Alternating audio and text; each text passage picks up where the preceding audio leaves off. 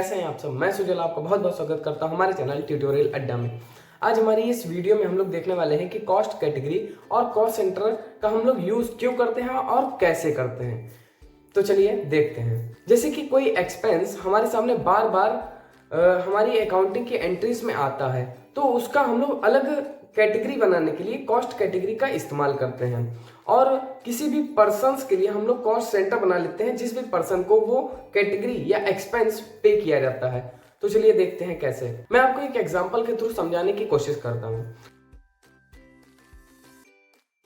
जैसे कि हम लोग सैलरी पे करते हैं। मैंने आपको पहले की वीडियोस में बताया हुआ है कि सैलरी हमारे लिए एक इनडायरेक्ट एक्सपेंस होता है। उस एक्सपेंस को जिन भी स्पेसिफिक पर्सन्स को पे किया जा रहा है, तो उनका नाम हम लोग कॉस्ट सेंटर में इस्तेमाल करके उनको एक अलग ग्रुप में रख सकते हैं। तो चलिए हम लोग कंप्यूटर पर टैली के माध्यम से देखते हैं।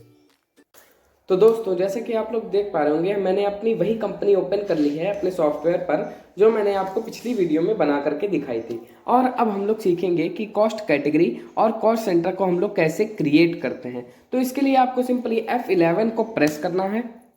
और यहाँ पर अगर आपके सामने ये सारे फीचर्स नहीं आ रहे हैं तो यहाँ पर आप शो ऑल फीचर्स को यस कर दें।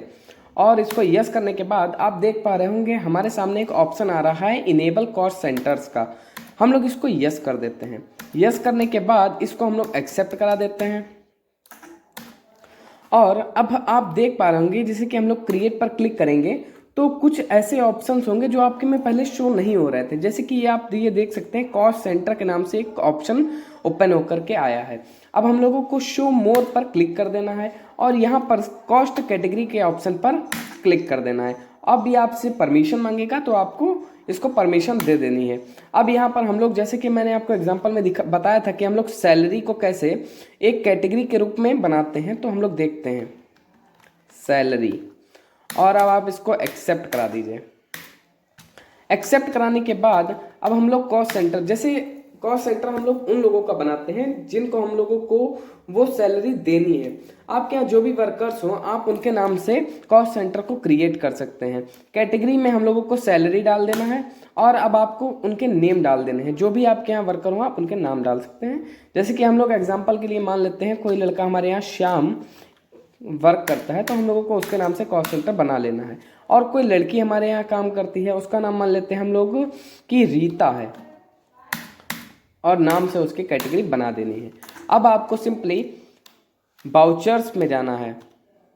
वाउचर्स में जाकर हम लोग किसी को कोई भी चीज़ पेमेंट करते हैं तो हम लोग पेमेंट वाउचर के अंदर उसकी एंट्री करते हैं। और जैसे कि मैंने आपको बताया हुआ था अपनी फर्स्ट वीडियो में कि हम लोग सैलरी को एक इनडायरेक्ट एक्सपेंस मान कर ही उसकी एंट्री करते हैं। तो चलिए बना लेते हैं उसका एक लेजर।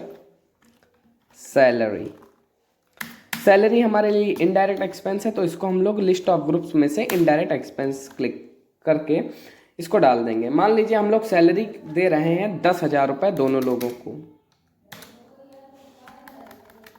तो हम लोग यहाँ पर 20,000 रुपये एंटर कर देते हैं। अभी यहाँ पे पूछेगा कॉस्ट कैटेगरी, भाई किस कैटेगरी में तुम डालना चाहते हो, तो हम लोग यहाँ पर सैलरी को एंटर कर देंगे। अब ये पूछ रहा है किन किन को देना चाहते हो, तो हम लोग स्पेस क्लिक करके देख भी सकते हैं कि हम लोगों ने किस किस नाम से कॉस्ट सेंटर बनाए हुए थे। तो मान लेते हैं हम लोग कि शाम को हमने 20,000 लिख रहा, लेकिन भाई 20,000 नहीं देने, हमें देने 10,000 है, तो हम लोग यहाँ पर 10,000 एंटर कर दें। रीता को भी हम लोगों को उतनी ही सैलरी देनी है, हम लोग एंटर कर देते हैं और इसको एक्सेप्ट करा देते हैं। अब आप किस चीज़ से देना चाहते हैं, कैश से देना चाहते हैं या बैंक से देना चाहते हैं, तो हम तो भाई कैश से ही देना चाहते हैं, तो इसको हम लोग एंटर करा देते हैं और आपकी सैलरी पेमेंट हो गई।